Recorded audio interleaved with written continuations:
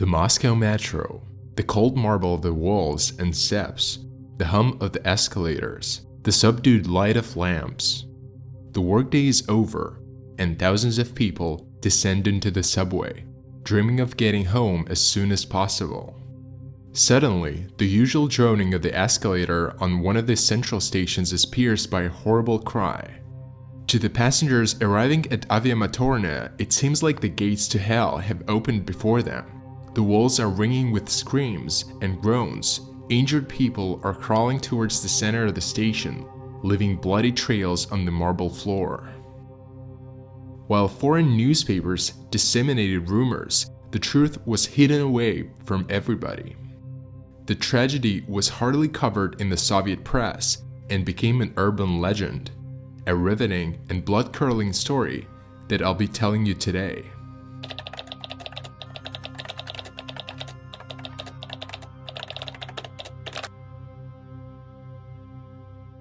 The Moscow Metro first opened its doors in 1935. The first line, called Kirovsko-Frunzenskaya, had a length of 11 kilometers or 6.8 miles and 13 stations at the disposal of passengers. Should a person from the past happen to travel in time and enter the metro in its current state, they would easily get lost. The Moscow Metro has grown almost 20 times from its original size in 1935. Nowadays, there are 14 lines and 281 stations, with new ones being opened almost every year.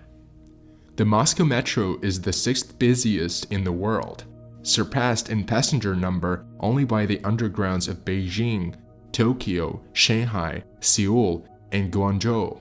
The record of the Moscow Metro, almost 14 million passengers in one day, was reached on the 6th of September 1997, when the city was celebrating its grand anniversary of 850 years. On a normal day, the metro is used by 5 to 10 million people. Despite how busy it is, the Moscow Metro is one of the most beautiful subways in the world. A third of its stations are recognized as cultural heritage sites or architectural monuments. Their decor is marveled at. Books are written about their architecture, and excursions are organized through them. The stations Ploshchad Revoluции, Novoslobodskaya, and Mayakovskaya are only a few examples of the Moscow Metro's magnificence. The Moscow Metro was the first project of its kind in the USSR. Soviet architects and workers had never done anything like it, and had to learn from their elders, the British and the French, who had already built undergrounds. The lighting in the Moscow Metro, for instance, is similar in its warmth and dimness to that of the Paris Metro. But the main source of inspiration was the young country's rhythm of life itself. Moving upwards was the leitmotif of the Soviet Union in the 1930s. The most important buildings across the country were built in accordance with this principle. Their spires pierced the sky, their design was strong-lined and clear-cut. Though the attitude towards the metro was somewhat more practical, the architects still wanted to show their country at its best. The Moscow Metro was created with a festive air, its walls a chronicle of the country's achievements and victories, both inherited and new. The concept of moving forwards and upwards was very important, so that people, when descending into the metro, didn't feel like prisoners in a dungeon. Thus, the stations had to be luminous, spacious, and majestic. The design project was developed by a group of young architects who had only just graduated from university and already were given the grandiose task of creating the new symbol of the capital. The young team was headed by an experienced architect, Samuel Mironovich Kravets, who had previously studied the plans for subways in Germany, France, Great Britain, and the USA. The plans for the Moscow Metro were drafted in the years 1931 to 1933. The Moscow Metro became the setting of many literary works. Musicians wrote songs about the underground. Soviet film directors shot scenes on its stations. Many legends surround the Moscow Metro, one of them about a purported secret metro system paralleling the official one, became the basis for the popular video game The Stolen Subway. Even the creators of the Harry Potter film series were inspired by the Moscow Metro, basing the design of the Ministry of Magic on subway architecture. Naturally, the architects and engineers weren't only interested in making sure the metro was pompous and looked good in movies. Passenger safety was paramount. Nonetheless, from time to time, unforeseen incidents did occur. The authorities kept them in secret so as not to tarnish Moscow's image as a progressive capital. One of such incidents occurred on the 17th of February, 1982, on Aviamotornaya station. In May of 1982, the head of the New York City Council, Carol Bellamy, visited Moscow, and her venture into the Moscow Metro left her impressed. She found the underground to be surprisingly clean, spacious, and bright compared to the New York City subway. There was no graffiti on the walls. Bellamy also noted that the Moscow Metro was a safe transportation system. How ironic that she should have said that. The 17th of February, 1982, was a Wednesday. The workday relentlessly ticked towards its end. There were many factories and offices around Aviamotornaya, so starting at around 4:30 p.m., the passenger flow started increasing as people hurried home. Some were expected for dinner, some probably just wanted to get to the couch as quickly as possible and rest after a hard day. The workers servicing the station decided to turn on the fourth escalator, which was used as backup, putting it in descent mode. The passengers were obviously in a hurry, quickly taking up the escalator steps and even forming a bit of a traffic jam. But on the whole, the station continued operating as usual, until in a second, everything changed. At exactly 5 p.m., the backup escalator went haywire and despite its full load, abruptly started falling, dragging passengers with it. All of a sudden, the blocking device went off, and the electric motor of the main driving gear turned off.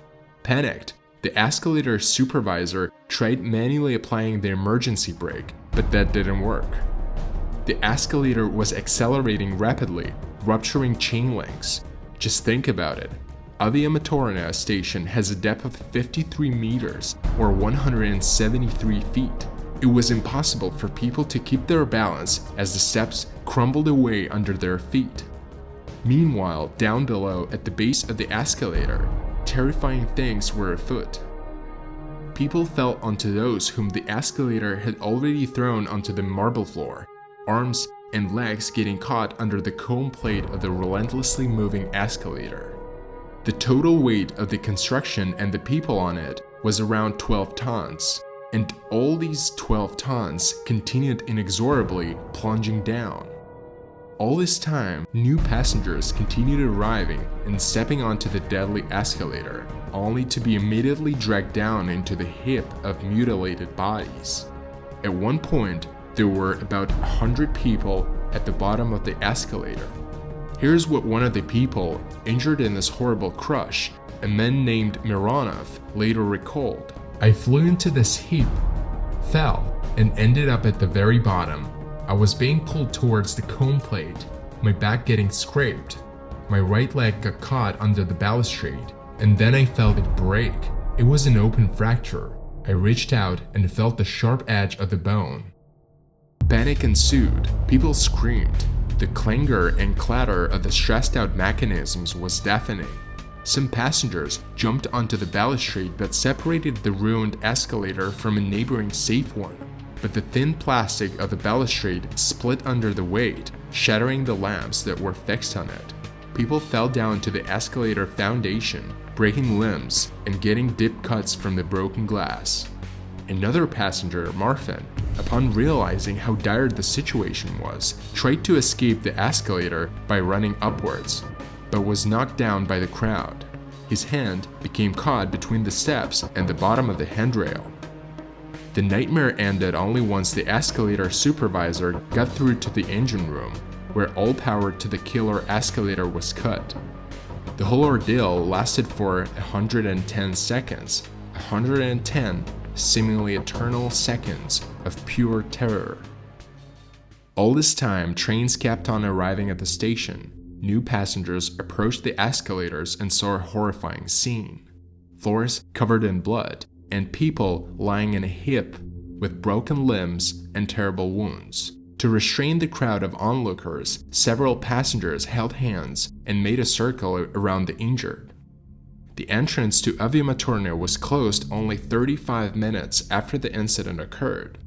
Train drivers on the line were told not to stop at the station. Ambulances soon started arriving. The paramedics recalled that the station looked like a battlefield, and they would slip on blood in their attempts to reach the injured. Mironov, the passenger whose leg got caught under one of the steps, had it worst. The paramedics weren't sure how to go about freeing him. Someone even suggested sedating him because the pain was unbearable as it was, and would have likely become worse during attempts to free him. Finally, several workers arrived with a thermal lens and managed to cut through the rubble to free Mironov's leg. Unfortunately, it couldn't be saved and later had to be amputated. Despite the scale of the incident, only a few hours later, nothing at the station reminded of the terrible tragedy. The injured were sent to the hospital. The bodies of the victims were taken to the morgue. The blood was covered with sawdust and cleared away. The only publication about the accident was a tiny cold report on the last pages of the evening newspaper Вечерняя Москва, which said only that an accident had occurred at Aviamotornaya station and that there were injuries. So what really happened? The lack of information gave rise to a multitude of weird and scary rumors. Muscovites passed around a story about how a survivor allegedly saw people falling down onto the working mechanism of the escalator and being ground to pieces by it. The details of the gossip were becoming more and more whimsical. The true reason for the deaths and injuries was that people fell and were crushed by others. No giant mechanisms were involved. Since the gears of the escalator are located in a different place, falling into which is physically impossible. Whereas under the balustrade, about 6 feet below, there is only the concrete foundation of the escalator. There were also tales of a policeman who gripped the escalator's handrail, but so many people were hanging from it that it ripped off his arms. School children gossiped about how the red veins in the marble floor of the station were actually the blood of the victims that was impossible to wash away. Stories were told about saboteur engineers who, after receiving the Stalin Prize in Science, Engineering and Arts for the construction of the station, left the Soviet Union so as not to bear responsibility for the faults in their creation. But most importantly, not knowing the real scale of the incident, people estimated the number of victims in the hundreds. Employees at factories located near Aviamotornaya were forbidden to talk about the incident, as were the doctors who treated the injured. Workplaces were prohibited from hanging the victims' obituaries, because why unsettle the people? In spite of these measures, the passenger traffic dwindled somewhat. People were scared, and their fears were only fueled by the lack of information. The panic was intentionally nourished by the Western broadcasters, Radio Liberty and Voice of America, while the pages of the New York-based newspaper Novaya Ruskaya Slova released tales of how many people were ground by the wheels of Soviet mechanisms. However, to be fair, they took information from the only sources they had access to, rumors and gossip. The broader public found out the truth about the accident only in 1992, when Вечерняя Москва, the only newspaper to have initially reported on the incident, published its own investigation. The article named a fatal confluence of circumstances and human error as the reasons for the disaster. 3 months before that ill-fated day, the escalator at Aviamotornaya were fitted with new brake systems that had to be configured in strict accordance with the instructions. However, the chief mechanic in charge decided to configure them the old way, leading to the escalators working in emergency mode for 3 months, and the brakes failing when their time finally came. The trigger of the accident was step number 96, which was poorly attached and got stuck under the lower landing platform, which broke the step, triggering an emergency shutdown of the electric motor. The second mechanical brake did not work because the speed of the escalator was too low to set it off. These findings were presented 9 months after the accident, in November of 1982, in a closed session of the Supreme Court. It was there that the exact number of victims was finally given: 8 dead, 30 injured, many of whom became handicapped for life. And it was in this court session that those responsible for the incident, the station mechanics, were sentenced. Much earlier than the investigative committee did, engineers had come to similar conclusions. Right after the incident, they recommended closing 6 metro stations that were equipped with escalators of the new model and that were at risk of a similar accident. However, the authorities decided against that and closed off only Aviamotornaya, where the efforts to repair all the escalators ran at full tilt, whereas on other stations, the process of fortifying the steps and changing the brakes was more gradual. The thin plastic of the balustrades was changed to a thicker material. The authorities explained their decisions to abstain from closing more stations with the fact that people would become worried and spread more rumors, and discontent might grow among Muscovites who were accustomed to getting around the city conveniently. In several weeks, Aviamotornaya was in service once again, and once again, passengers took the escalator, though now with more wariness. The Aviamotornaya incident wasn't the first or the last in the history of the Moscow metro. The underground has seen explosions, terrorist attacks, and fires. In 1996, a driver fell asleep and ran his train into a wall. He survived, by the way. An incident similar to the one on Aviamotornaya happened in 2012 on the Komsomolskaya station of the Koltsevaya line. One of the escalators suddenly sped up, injuring 10 people. The reason was the same: negligence of the maintenance workers. After the collapse of the Soviet Union, the public was finally given the details of the Aviamotornaya incident and the names of the victims.